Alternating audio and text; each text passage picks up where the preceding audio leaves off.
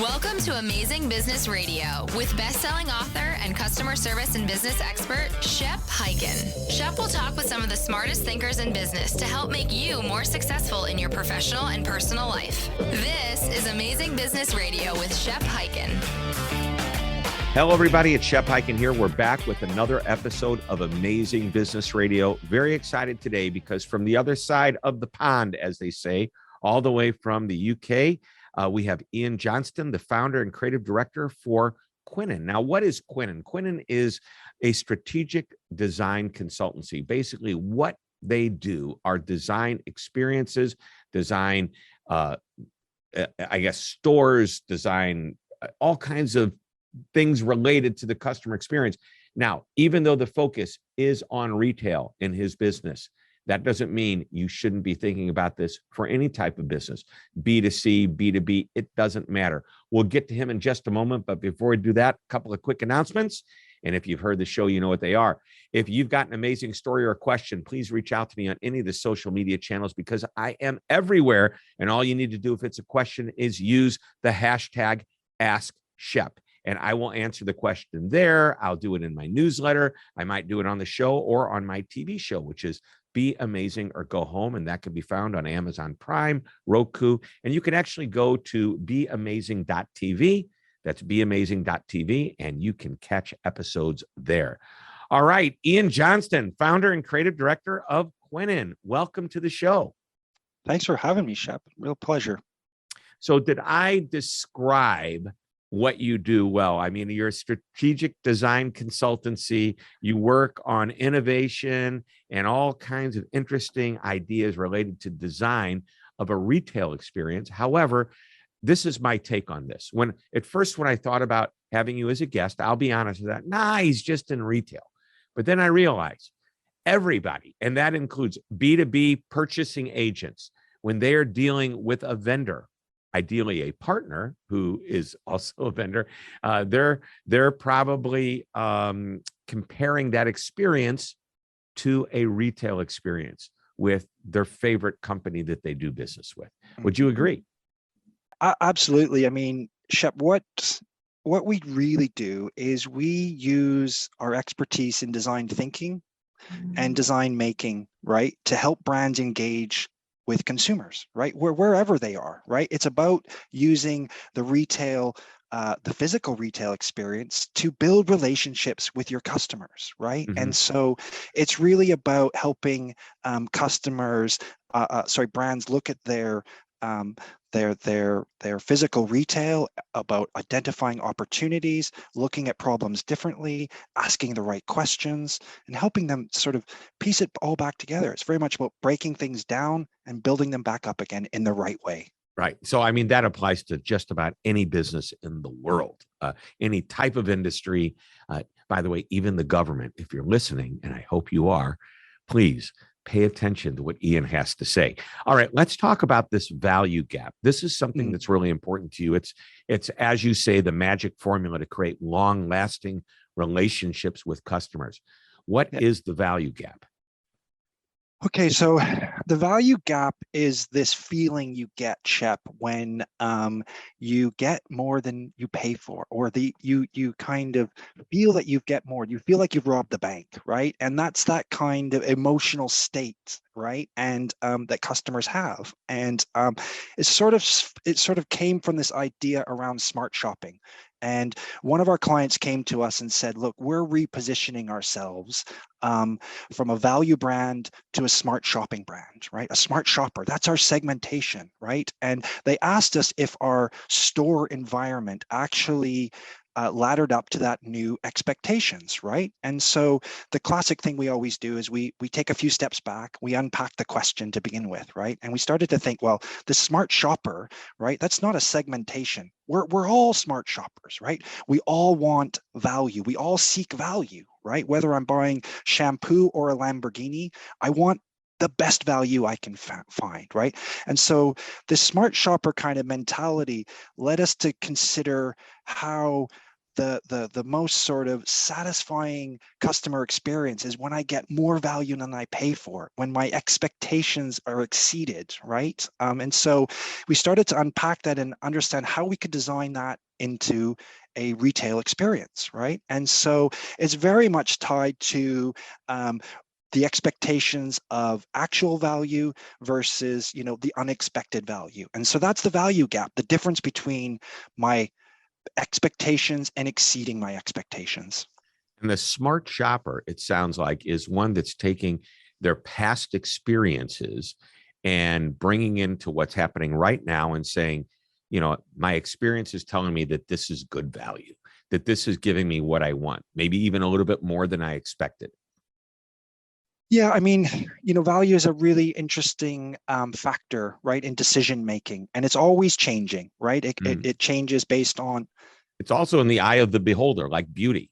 It is absolutely right, and so it's different for different brands, different sectors, and the interesting thing is it's constantly changing, right? And it's based on my last experience, right? And so you absolutely need to maintain value and meet people's expectations all the time, and so you have to move with your customers as your customers' expectations of value change, right? And so in order to exceed them, you've got to meet them first, right? And so you really need to be engaging in this idea all the time. It's really, for me, the quintessential thing of customer engagement, because when you create the value gap and someone walks away from experience thinking they've got more than they've paid for, right, or more benefits than they've actually paid for, right, that delight, that moment of delight, that is what actually encourages you to come back, right? And through people coming back is how we build relationships. Through building relationships, we build trust and we build loyalty, and really that's what all brands should be doing, right? We don't want to be rekindling our experiences every time. We want our customers with us for their whole life, right? Lifelong value is what we really want. We have to give them consistent, predictable experiences that they know will happen. So here's my question. I get what you're saying 100%.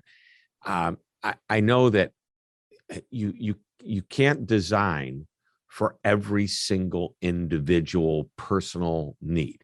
So what you need to do is create, the basic.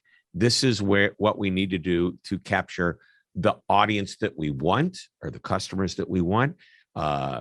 This is what they've asked for. So how do you go about finding that out? This is what's swarming in my head.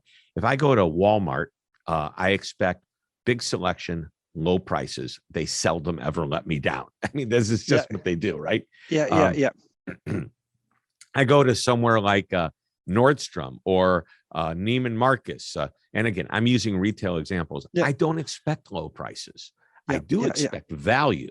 And the value comes in the form of a really high quality product, and also an experience that I have a person that's going to help me do my shopping. And so I'm not even interested as much about the price. It's not so much that I get more than I paid for. It's that I'm happy with what I paid for. Is that a good way of saying it? Boy, it took me a long time to get to that sentence. Yeah, I think you can even push that and design exceeding people's expectations, to the next level, right? And so, first, it's really important. You identified it quite nicely there. Different brands and different sectors have customers with different expectations, right? And within each of those brands, they will have a varying level of segmentation, right? We do a lot of tech and telco. The cross section is anyone from the ages of 8 to 88, right? And so they've got a huge segmentation in that range, right? And so understanding that each customer profile, or each way you segment that, will have different aspects of value. Some value price and quality, some value brand virtues or look and feel of a store, right? And so let's take your was it a Walmart example, where you go into the store, right, and you expect low prices and range, right? And so unless I meet those expectations, I can't exceed them. So first I must deliver on those very, very strongly, right? But what I'm not expecting, right, is great customer experience or great customer service. But right? but at Walmart, I will tell you, at Walmart, that's not what they will give you a friendly service, but not an over the top level of service. And that's built, they don't want that to happen. They can't keep the prices low. If we started adding people in our aisles to walk around and say, are you finding what you want? Can I help you? Et cetera, it kills the idea of low prices. They can't afford to do it. Okay, but it's a little bit of a mindset shift, right? And so let me walk you through that. So I approach someone in Walmart who's stacking shelves, right? And I ask them, where are the diapers, right? Which aisle are the diapers in, right? Now, my expectation is they say in aisle 7, right? But what could happen is they walk me there. Right? They walk me to the aisle, right? Mm-hmm. And along the way, they start to educate me about different products and different aspects of diapers. I'm not in the market for diapers, so that's not something I normally go and shop for. But right off the bat, that person has turned my focus, my mission, into their focus, right? And that Right. sort of peaked level of interest that I'm more important than stacking shelves creates the gap, right? They've already added value to the experience, right? And I'm not saying you need to add more staff to just wander around and help people. It's a kind of, on a simple level, staff are great to add the value gap, right? Because it's a mindset, right? Yep. And you can get good shift people with the right attitude, smiling, giving you that little extra help. Now, I'm going to push back a little bit on Walmart. Yep. Okay.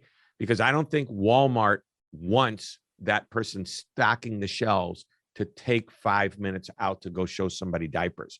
That said, I believe that Walmart wants to train their people on how to give that customer what they want, which is to know that diapers are now 3 aisles over, but they don't necessarily have to do it at a certain level. Now, we talk about another retailer that falls into the exact scenario that you just shared with us, and that's Ace Hardware.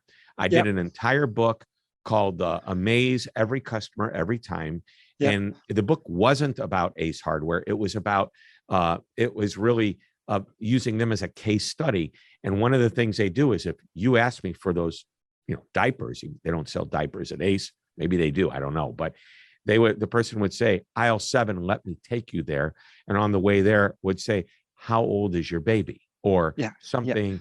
And what are you using the screw for? Right. And by the way, and that's a scenario that I use. I remember going into the Ace Hardware to buy a hinge for a fancy door that I needed to repair.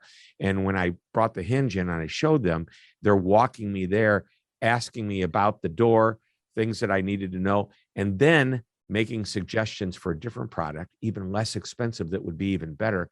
I said, I'm coming here all the time. They're my place to go. Yeah, exactly. Well, and that is the value gap, that unexpected attention to detail that makes me feel like I'm getting more than the price of the hinge, right? And you say that Walmart doesn't want to create that kind of relationship.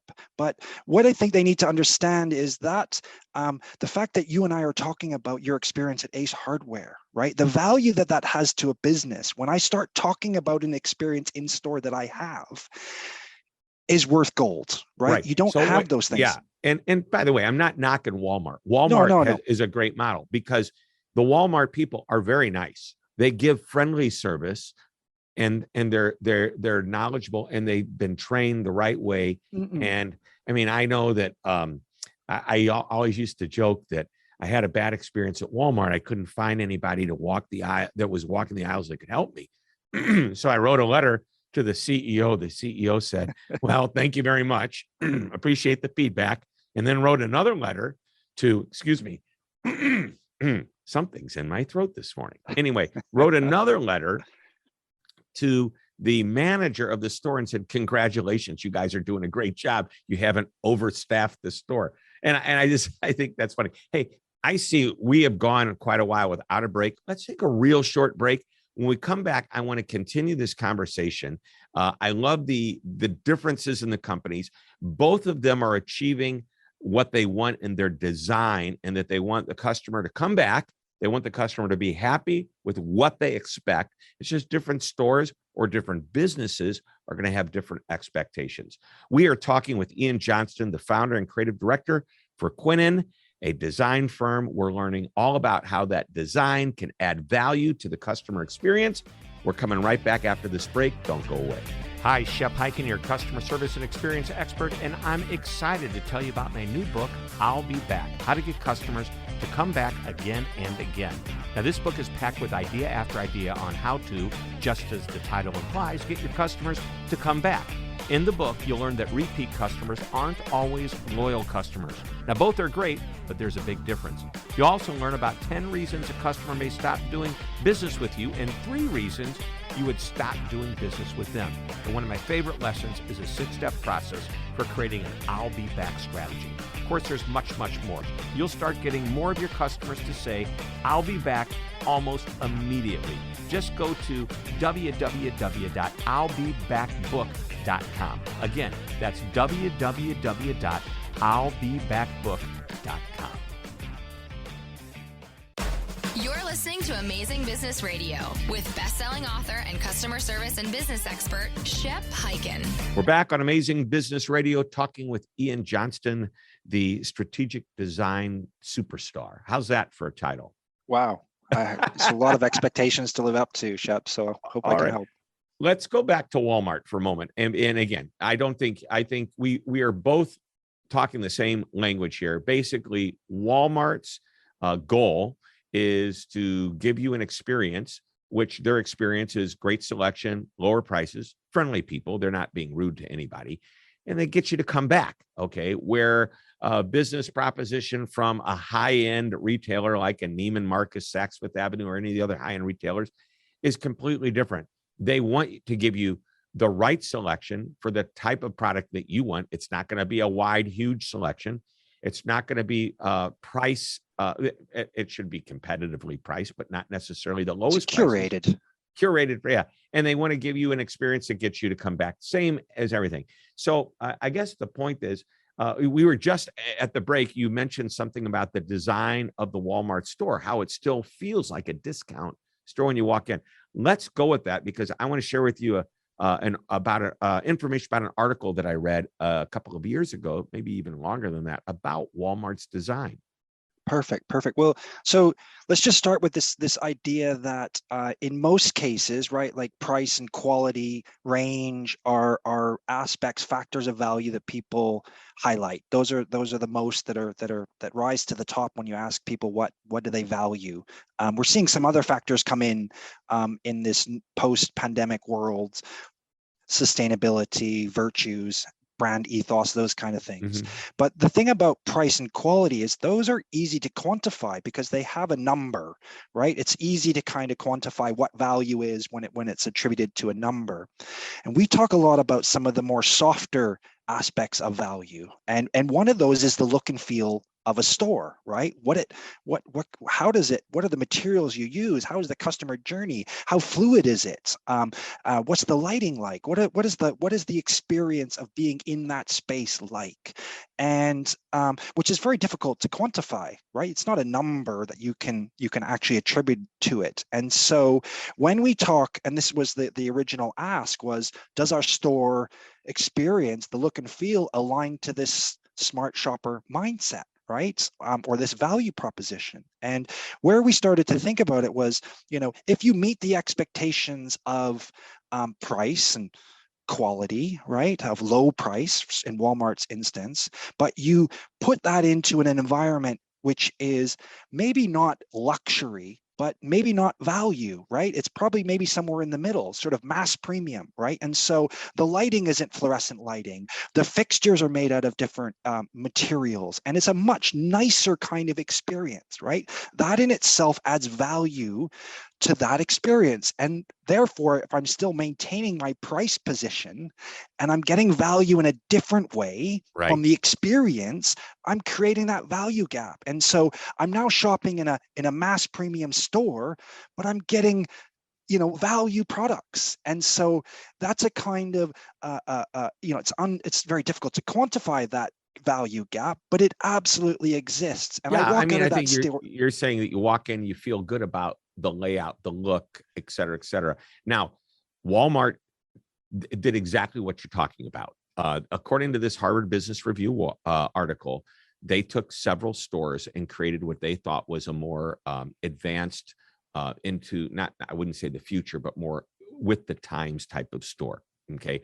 They changed the lighting, they changed the distance between the aisles, how tall the shelves were, et cetera, to reflect the type of experience that you're talking about. And the good news is they only did it in several stores. Yep. The result was everybody raved about the experience. Yep. It didn't change one penny about how much they spent. Now, okay. Yeah. Now, so so I get it. I said, well, that's pretty smart thinking, because they invested millions and millions, and that would have been. But I think what they took from that is, this is what our customers value most. But then they went ahead and they still made some changes because they felt they needed to change to keep up, not just give them a 1950s look. Yeah. Well, it's interesting, and I think you mentioned this earlier, that our expectations of value, our expectations aren't set necessarily by our competitors, but they're set by everything that happens in the world, right?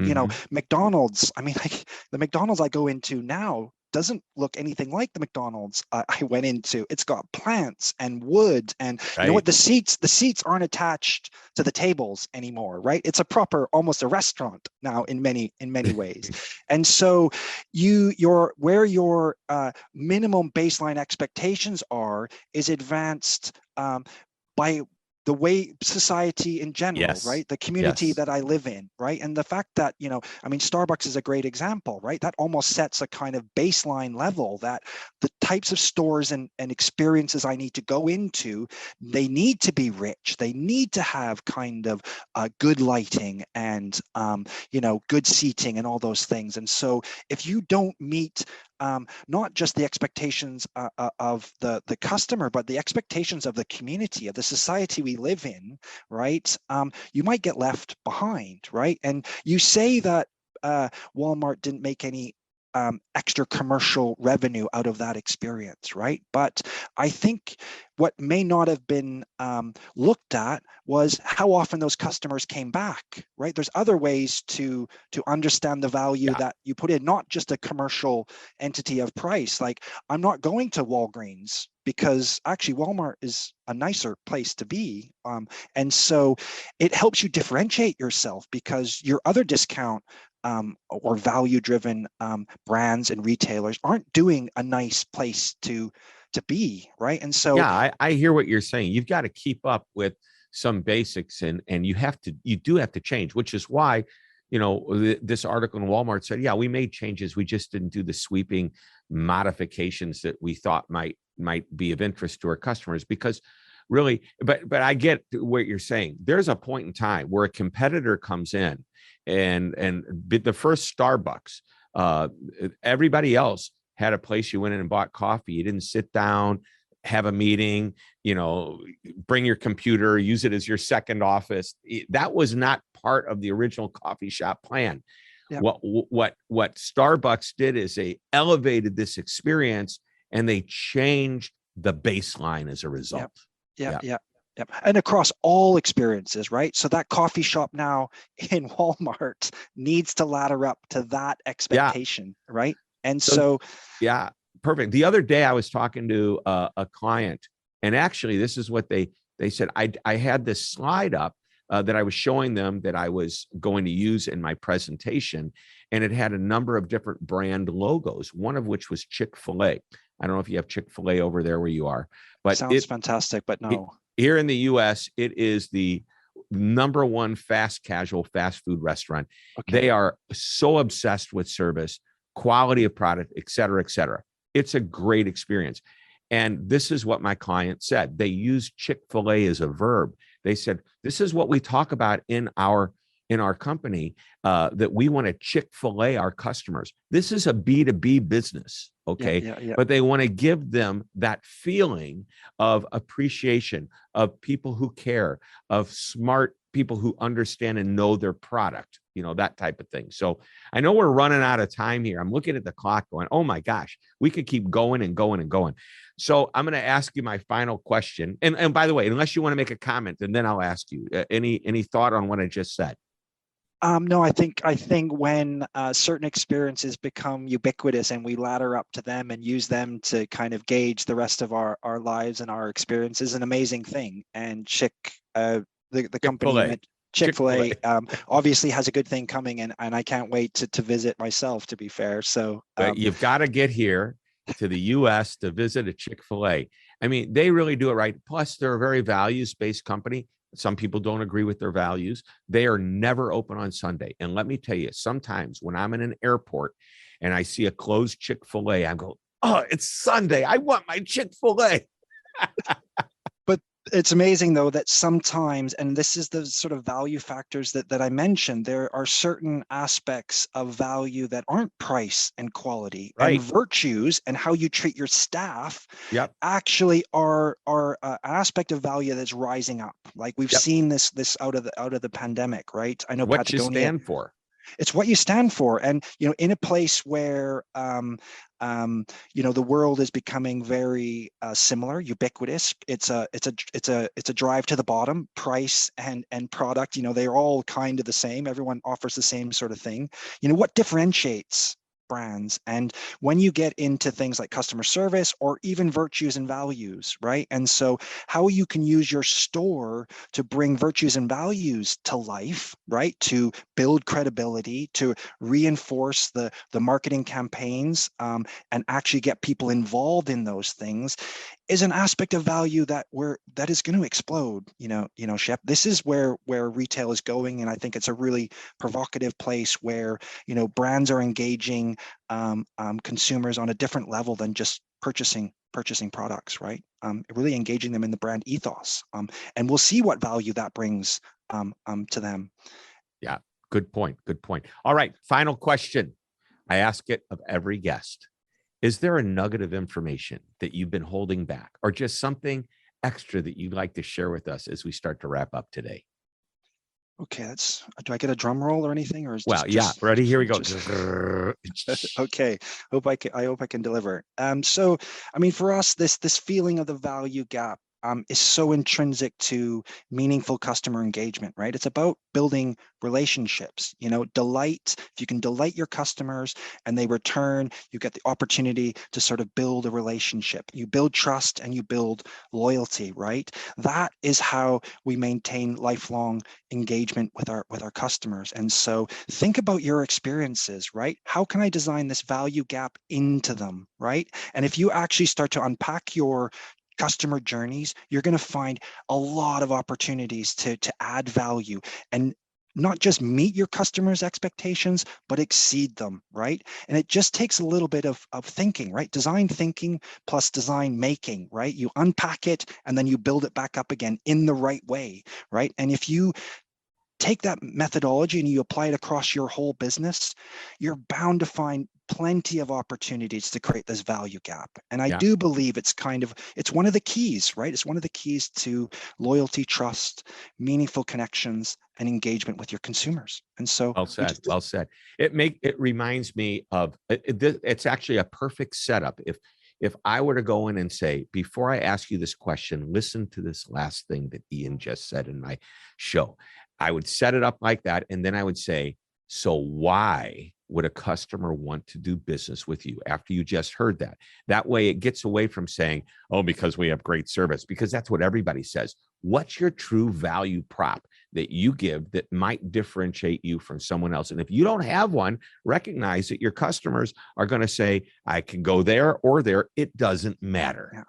Yeah. And Shep, to add to that, it's got to be beyond price. It's got to be beyond product range and quality, right? You got to think beyond those simple ones that we've been using for years to kind of define what value is. Think beyond price and quality and range of products, right?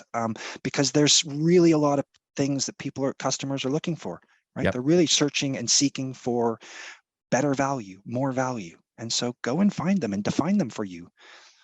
Yep. And those are great suggestions, great ideas, great thoughts from Ian Johnston, founder and creative director of Quinine. We are going to be back next week with another amazing interview. So thank you, Ian, for being our guest. Real and pleasure, Shep. please, Thank you. everyone, come back, because this is what we do on Amazing Business Radio.